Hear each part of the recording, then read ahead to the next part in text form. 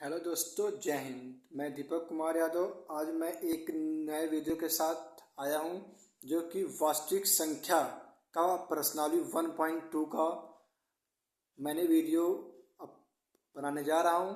इसके पिछले वाला जो 1.1 था उसका वीडियो अगर कोई विद्यार्थी नहीं देखा है तो प्लीज़ जाके पिछला वाला वीडियो पहले पूरा क्लियर देख ले।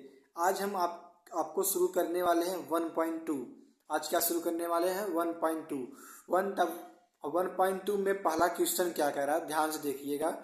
निम्नलिखित संख्याओं को अभाज्य गुणनखंडों के गुणनफल के रूप में व्यक्त करना है। क्या करना है? निम्नलिखित संख्याओं को अभाज्य गुणनखंडों के गुणनफल के रूप में व्यक्त करना है। तो पहला क्वेश्चन 140, दूसरा 156, तीसरा 3825, चौथा 5005 है, पांचवा क्या है 7429 है। तो अब हम पहला क्वेश्चन लेते हैं 140। हम क्या लेते हैं 140। अब 140 का मुझे क्या लेना है, अभाज्य गुणनखंड। अब बहुत सारे बच्चों को गुणनखंड नहीं आता है, तो पहले हम एक का बता देते हैं और सारे का आप लोग निकाल लीजिएगा। हम सिंपल जैसे 140 का किसका निकालना है, 140 का। तो हम सबसे पहले छोटी संख्याओं से क्या करते हैं, डिवाइड करते हैं। हम सबसे पहले छोटी संख्याओं से डिवाइड करेंगे। तो सबसे पहले हम क्या करते हैं 14, मतलब 140 है ना, क्या आपके सामने है 140 है।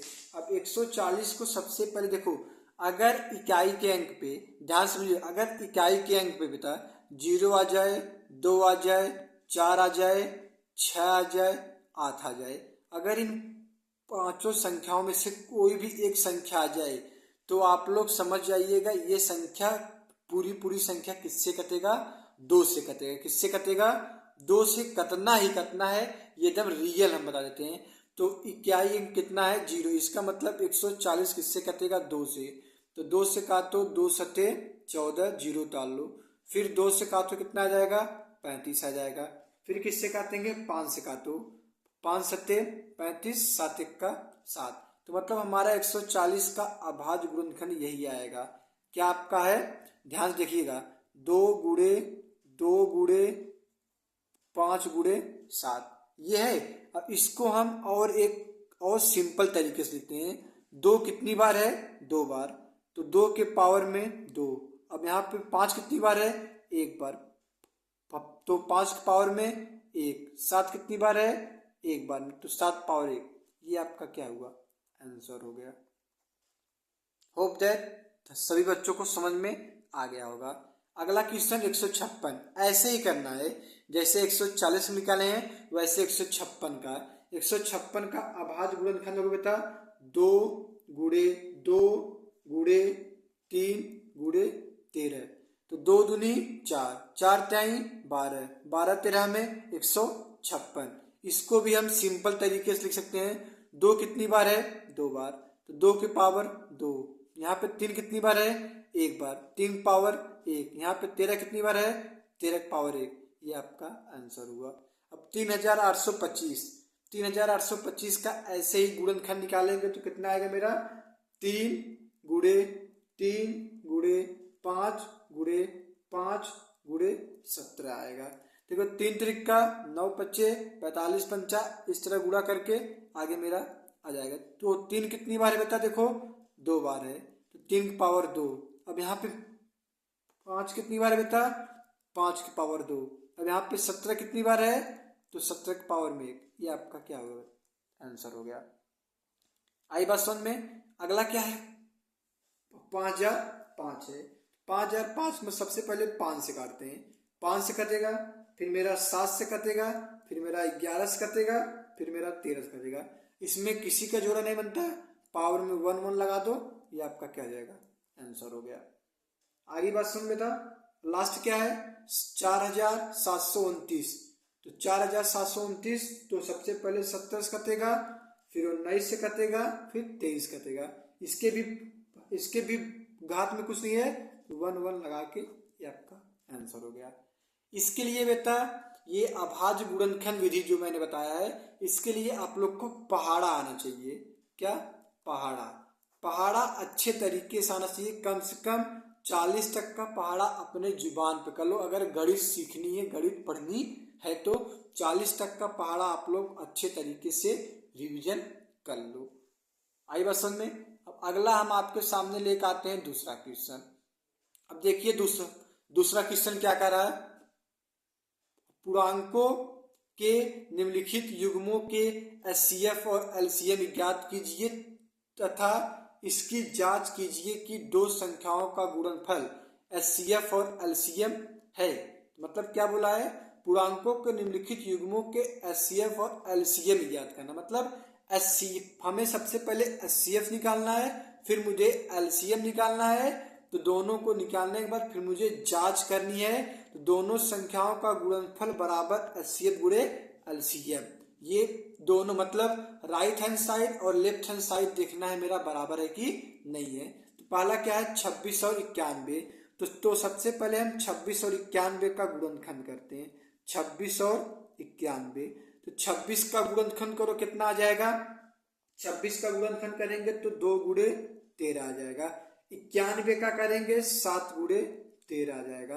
अब मुझे क्या निकालना है एचसीएफ और मुझे क्या निकालना है एलसीएम।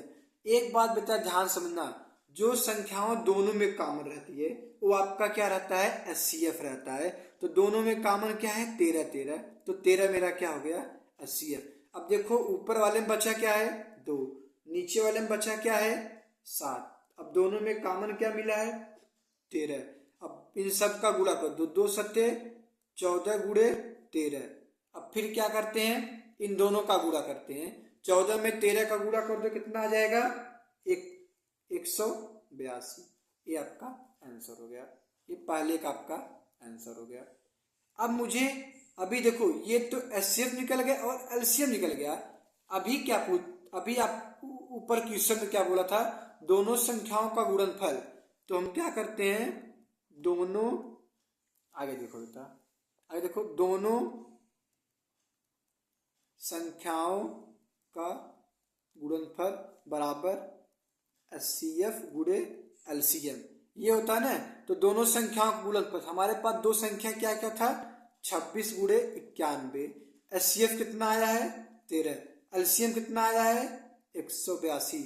26 और 91 का गुणा करेंगे तो हमारे पास आएगा 2366 और 13 में 182 का गुणा करेंगे तो 2366। तो मतलब दोनों पक्ष मेरा क्या हुआ है बराबर हुआ। तो मतलब लेफ्ट हैंड साइड बराबर राइट हैंड साइड। तो उत्तर की जांच मेरा क्या हुआ था सही हुआ, उत्तर की जांच क्या हुआ था सही हुआ। ऐसे ही दूसरा क्वेश्चन क्या है 510 और 92। तो 510 का सबसे पहले हम क्या निकालते हैं गुणनखंड। 510 का निकालेंगे 2 गुणे 3 गुणे 5 गुणे 17 आएगा, क्या आएगा 17 आएगा। और 92 का कितना आएगा बेटा, 92 का आ जाएगा आपका 2 गुणे 23 आ जाएगा। ठीक, अब दोनों में कॉमन क्या मिल रहा है 2, तो मतलब मेरा एचसीएफ क्या आ गया, एचसीएफ मेरा क्या आ गया 2 आ गया। अब एलसीएम की बात हुई, ऊपर वाले में क्या बचा है 3 गुणे 5 गुणे 17। अब गुणे नीचे वाले में क्या बचा है 2 गुणे 23। अब दोनों में कॉमन क्या है 2। अब इन सब का गुणा कर दो, 5 क्या 15, अब यहाँ पे 17 दूना 34, अब 3 दूनी 6 2 दूनी 4। अब इन सब का पूरे का गुणा कर दो तो 23,407 आ जाएगा। अब मुझे चेक करना है मेरा आंसर सही है या गलत है। अब दोनों संख्याओं का गुणनफल क्या करेंगे, दोनों संख्याओं का गुणनफल बराबर एचसीएफ गुणे एलसीएम, ऐसे लिख लेना। अब दो संख्या मेरे पास क्या था 510 गुणे 92 था, ये कर लेंगे। एचसीएफ कितना आया है 2, एलसीएम कितना आ गया है 23,407 आ गया है। आई बात समझ में। 510 में 92 का गुणा करेंगे तो हमारे पास आ जाएगा कितना आ जाएगा 46,920। अब इन दोनों का गुणा कर देंगे तो हमारे पास 46,920, दोनों पक्ष बराबर आ गए। तो मतलब लेफ्ट हैंड साइड बराबर राइट हैंड साइड। आगे बात सुन बेटा, होप दैट आप सभी को अच्छे से समझ में आ रहा होगा। अब 336 का निकालना है और 54 का निकालना है। अब 336 है तो 336 का क्या होगा गुणनफल 2 गुणे, देखो ध्यान से दो गुणे क्या आएगा, दो गुणे दो गुणे दो गुणे दो गुणे 3 गुणे 7, ये रहेगा। 54 का क्या आएगा, 2 गुणे 3 गुणे 3 गुणे 3 आएगा। अब देखो HCF क्या आएगा, मतलब जो दोनों में कॉमन है, 2 2 मिला है और 3 3 मिला है, यानी 3 मतलब 2 गुणे 3, 3 दूनी 6, 6 मेरा क्या आ गया HCF।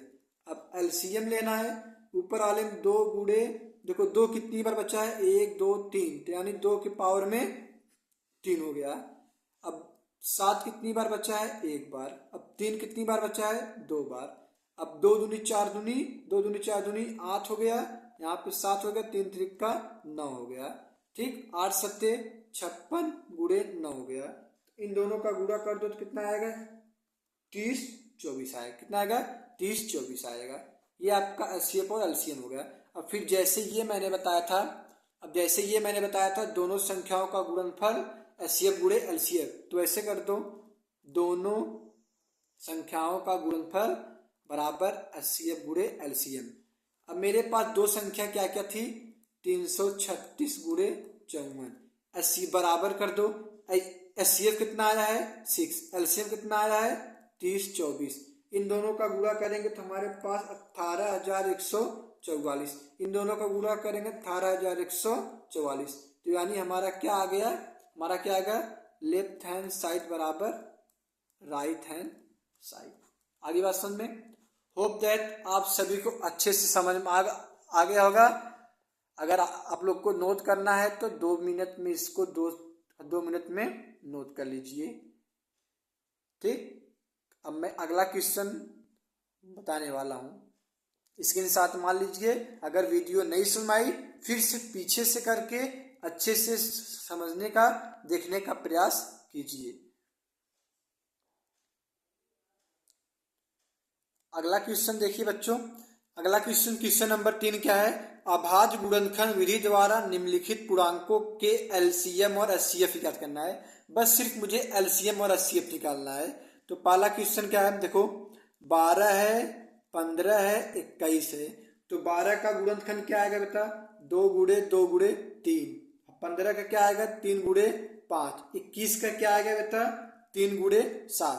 अब देखो HCF निकालना है। HCF मतलब क्या होता है, जो सब में मिले, तो सब में 3 3 मिला है, तो 3 मेरा क्या हो गया HCF। अब मुझे क्या निकालना है LCM। ऊपर क्या बचा है, 2 पावर 2, नीचे क्या बचा है 5, इसके नीचे क्या बचा है 7, यानी 2 दूना 4 गुणे 5 गुणे 7, 5 चौक 20 गुणे 7, तो 7 दूनी 14, 140 इसका क्या हुआ आंसर हो गया। आगे बात बेटा समझ में। अगला क्या है, देखो 17 है, 23 है और 29 है, तो 17 का क्या होगा 1 गुणे 17, 23 का क्या होगा 1 गुणे 23, 29 का क्या होगा 1 गुणे 29। तो मुझे क्या निकालना है HCF जो सब में कॉमन मिलता है 1 1, तो HCF क्या आ गया बेटा 1 आ गया।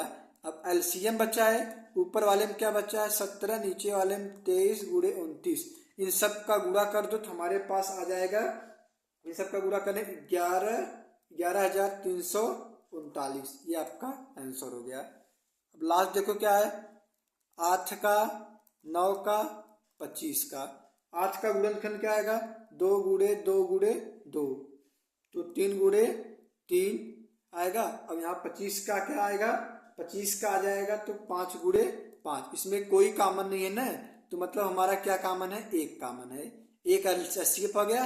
अब बचा क्या LCM क्या आएगा, 2 के पावर में 3, 2 के पावर में 3, 3 के पावर में 2 और 5 पावर में 2, इन सब का गुणा कर दो तो हमारे पास आ जाएगा 1800 आ जाएगा। होप दैट आप सभी को अच्छा लगे वीडियो। अगर आप लोग को अच्छी लगी तो प्लीज वीडियो को लाइक करें, सब्सक्राइब करें एंड शेयर करें। ऐसे ही वीडियो